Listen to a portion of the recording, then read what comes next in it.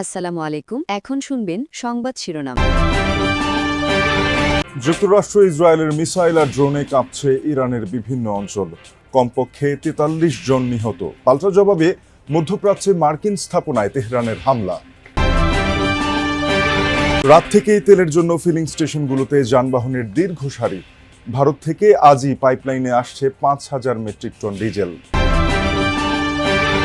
সপ্তাহ পেরোলেও দুদকে নিয়োগ হয়নি চেয়ারম্যান কমিশনার, গঠন হয়নি সার্চ কমিটি। রাজনৈতিক প্রভাব মুক্ত রাখার তাগিদ বিশেষজ্ঞদের। ৩.৫ বছরেও রাজধানীর সুপার স্পেশালাইজড হাসপাতালে মিলছে না বিশ্বমানের সেবা।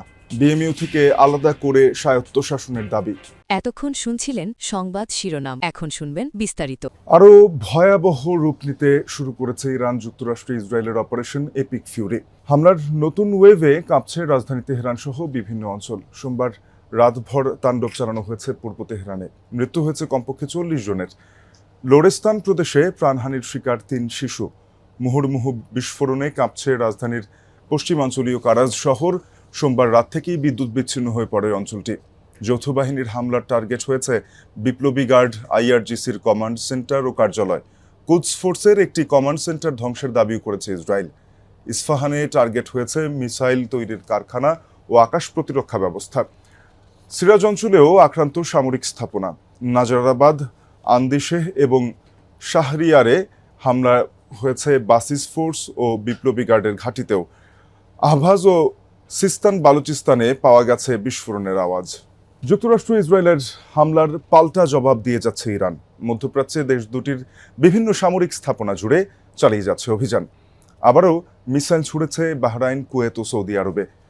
ইসরায়েলের রাজধানী তেল আবিব সহ বিভিন্ন স্থানে ছোড়া হয়েছে মিসাইল। প্রাণ হারিয়েছেন ২ জন। বাহরাইনেও ঘটেছে হতাহতের ঘটনা। সোমবার মানামায় আবাসিক এলাকায় হামলার অভিযোগ উঠেছে তেহরানের বিরুদ্ধে। এতে মৃত্যু হয়েছে ১ জনের, আহত আরও ৮ জন। অন্যদিকে তুরস্কের আকাশ সীমায় প্রবেশের চেষ্টা করে ইরানের দ্বিতীয় ব্যালিস্টিক মিসাইল ন্যাটোর প্রতিরক্ষা ব্যবস্থা ধ্বংস করেছে সেটি। ইরানে কাঙ্ক্ষিত জয়ের অনেকটাই অর্জন করে ফেলেছে যুক্তরাষ্ট্র ইসরায়েল যৌথ বাহিনী। এখন যুদ্ধ প্রায় শেষের দিকে, এমন মন্তব্য করেছেন মার্কিন প্রেসিডেন্ট ডোনাল্ড ট্রাম্প। এক সপ্তাহেরও বেশি সময় ধরে মধ্যপ্রাচ্যে ইতিহাসের বৃহত্তম বহর নিয়ে ইরানে হামলা চালাচ্ছে যুক্তরাষ্ট্র।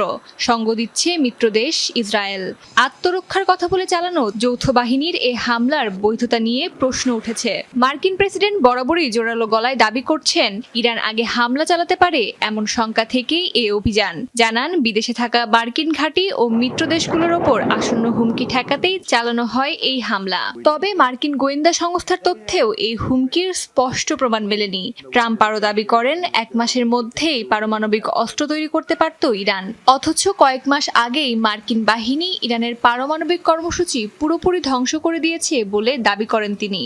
মার্কিন সংবিধান অনুযায়ী প্রেসিডেন্ট সেনাবাহিনীর সর্বাধিনায়ক হলেও যুদ্ধ ঘোষণা করার ক্ষমতা কেবল কংগ্রেসের। অতীতে অনেক প্রেসিডেন্ট সীমিত সামরিক অভিযান চালালেও পূর্ণমাত্রা যুদ্ধে জড়ায়নি কেউ। কিন্তু ট্রাম্প নিজেই এটিকে যুদ্ধ বলে উল্লেখ করছেন। আর প্রতিরক্ষামন্ত্রী পিট হেগসেথ চলমান সংঘাতকে ইতিহাসের সবচেয়ে জটিল ও প্রাণঘাতী বিমান অভিযানগুলোর একটি বলেও উল্লেখ করেছেন। ভারতের আসামের নুমালীগড় রিফাইনারি থেকে আসছে ৫,০০০ metric ton diesel. Bangladesh petroleum কর্পোরেশনের বাণিজ্য ও অপারেশন বিভাগের মহাব্যবস্থাপক মোহাম্মদ মুর্শেদ হুসাইন আজ বিষয়টি নিশ্চিত করেছেন। জানান, ইতিমধ্যে ডিজেলের পাম্পিং কার্যক্রম শুরু হয়েছে। আজকের মধ্যে পাইপলাইনে করে বাংলাদেশে পৌঁছাবে এই ডিজেল। জ্বালানি তেলের মজুদ স্বাভাবিক রাখতে এবং নিরবচ্ছিন্ন সরবরাহ নিশ্চিত করতে চায় সরকার, তাই জরুরি ভিত্তিতে এই উদ্যোগ নেওয়া হয়। তেল সমৃদ্ধ মধ্যপ্রাচ্যে যুদ্ধের কারণে জ্বালানির সংকট দেখা দেয়ায় বিকল্প উৎস খুঁজছে বাংলাদেশ। চীন, ভারত সহ কয়েকটি দেশের সাথে সহায়তা চেয়ে আলোচনা চলছে বলে জানিয়েছেন অর্থমন্ত্রী। বলেছেন, জ্বালানি সংকট বিবেচনা করে সরকার অর্থনৈতিক কর্মসূচি সাজাচ্ছে। এর আগে চীনা রাষ্ট্রদূত বলেন, জ্বালানির ক্ষেত্রে সহযোগিতা চাইলে আলোচনা হতে পারে বাংলাদেশের সাথে। ইরানে মার্কিন যুক্তরাষ্ট্র ও ইসরায়েলের হামলা পাল্টা হামলায় যুদ্ধ ছড়িয়ে পড়েছে তেল সমৃদ্ধ মধ্যপ্রাচ্যে। এতে সারা বিশ্বের মতো জ্বালানি সংকটের শঙ্কায় বাংলাদেশও। সচিবালয়ে অর্থমন্ত্রীর সাথে চীনা রাষ্ট্রদূতের বৈঠকেও উঠে আসে মধ্যপ্রাচ্যে যুদ্ধের প্রসঙ্গ। আলোচনা হয় 4 চীনা কোম্পানির বাংলাদেশে $100 মিলিয়ন বিনিয়োগ প্রতিশ্রুতি নিয়েও। এতে 10,000 মানুষের কর্মসংস্থান হবে বলে জানান রাষ্ট্রদূত। বলেন, তিস্তা প্রকল্পে চীনের আগ্রহের বিষয়টিও তুলে ধরা হয়েছে অর্থমন্ত্রীর কাছে। সম্ভাব্য জ্বালানি সংকট মোকাবিলায় সরকার সচেতন বলে জানিয়েছেন অর্থমন্ত্রী। বলেন, বিভিন্ন দেশের সাথে এ নিয়ে আলোচনা চলছে।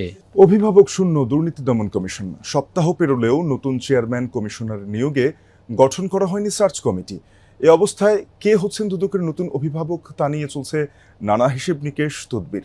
তবে নতুন চেয়ারম্যান যিনিই হন না কেন, সাবেক দুদক সংস্কার কমিশন প্রধান ও টিআইবির নির্বাহী পরিচালক বলছেন, রাজনৈতিক প্রভাব মুক্ত রাখতে হবে সংস্থাটিকে। রাঘব বোয়ালদের আইনের আওতায় আনার মাধ্যমে প্রমাণ দিতে হবে নিরপেক্ষতার। বিএনপির নেতৃত্বাধীন সরকার দায়িত্ব নেওয়ার 2 সপ্তাহের মাথায় মেয়াদের আগেই পদত্যাগ করেন চেয়ারম্যান আব্দুল মোমেন সহ 2 কমিশনার। এরপর থেকে নেতৃত্ব শূন্য স্বাধীন সংস্থাটি। এতে থমকে গেছে আওয়ামী লীগের ভিআইপিদের দুর্নীতির অনুসন্ধান, তদন্ত সহ কয়েক হাজার মামলার কার্যক্রম। এ অবস্থায় কবে কিভাবে নিয়োগ দেওয়া হচ্ছে দুদকের নতুন চেয়ারম্যান ও কমিশনার অপেক্ষায় প্রতিষ্ঠানটির কর্মকর্তারা। কারা হচ্ছে দুদকের নতুন অভিভাবক এ নিয়েও চলছে আলোচনা।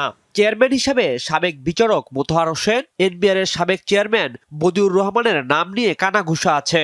তবে সংসদের প্রথম অধিবেশনে দুদকের নতুন অধ্যাদেশ বহাল এবং সার্চ কমিটির গঠনের পর এক্ষেত্রে চূড়ান্ত সিদ্ধান্ত জানা যাবে। তবে যেই হোক, দুদকের নতুন চেয়ারম্যান ও কমিশনার এক্ষেত্রে দক্ষ, অভিজ্ঞ ও পেশাগতভাবে সৎদের বিবেচনার উপর জোর দিয়েছেন সাবেক দুদক সংস্কার কমিশন প্রধান। টিআইবি নির্বাহী পরিচালক বলছেন, ক্ষমতাসীন সরকার ও রাজনৈতিক দলের চাপ থাকে দুদকের উপর। এক্ষেত্রে স্বাধীন ও নিরপেক্ষভাবে সিদ্ধান্ত নিতে হবে নতুন কমিশনকে। এজন্য স্বপ্নভঙ্গের গল্প। দেশে বিশ্বমানের হাসপাতাল হলো ঠিকই, কিন্তু মিলছে না সেই সেবা। উদ্বোধনের 3.5 বছর পেরোলেও এখনো জনবলি নিয়োগ হয়নি। এমনকি ঠিক হয়নি হাসপাতালের পরিচালনা পদ্ধতি কেমন হবে। বলছি বাংলাদেশ মেডিকেল বিশ্ববিদ্যালয়ের অধীনে রাজধানীর শাহবাগের সুপার স্পেশালাইজড হাসপাতালের কথা। বিশেষজ্ঞরা বলছেন, বিশ্ববিদ্যালয় থেকে আলাদা না করলে সমস্যার সমাধান হবে না। নান্দনিক স্থাপত্য আর বিশ্বমানের চিকিৎসা সুবিধা নিয়ে প্রস্তুত এক হাসপাতাল, নাম সুপার স্পেশালাইজড, যা বাংলাদেশ মেডিকেল বিশ্ববিদ্যালয়ের অধীনে। সিঙ্গাপুরের একটি হাসপাতালের আদলেই তৈরি হয়েছে এটি। ব্যয় হয়েছে 1,500 কোটি টাকার বেশি। হাসপাতালের আউটডোরে কিছু রোগী আসে, আর ভর্তি রোগীও একেবারে কম। 758 শয্যার হাসপাতালে রোগী ভর্তি 50 জনের মতো। 100 শয্যার আইসিইউতে রোগী আছে মাত্র 18টিতে, অথচ অন্য হাসপাতালে আইসিইউ বেড পাওয়া যেন ভাগ্যের ব্যাপার। এটি একটি ভিভিআইপি কেবিন। এর পাশে এমন আরও একটি ভিভিআইপি কেবিন আছে। এটি বাংলাদেশের একমাত্র সরকারি হাসপাতাল যেখানে 2টি ভিভিআইপি কেবিন আলাদা করে বানানো হয়েছে প্রধানমন্ত্রী এবং রাষ্ট্রপতির চিকিৎসা নেওয়ার জন্য। এখানে অত্যাধুনিক নানান